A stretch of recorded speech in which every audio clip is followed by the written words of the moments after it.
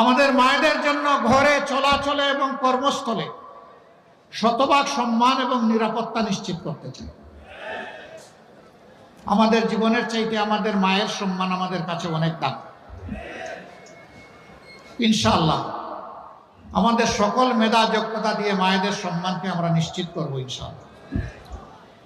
তারা দেশ গড়ার কাজে সমান তালে যোগ্যতা এবং প্রয়োজন মোতাবেক তারাও আমাদের সাথে অবদান রাখবেন। তারা আমাদের কৃষিক্ষেত্রে কাজ করেন না, তারা বাড়ির আশেপাশে বাগান লাগান না, তারা স্কুলের শিক্ষকতা করেন না, তারা সেনাবাহিনীতে চাকরি করছেন না।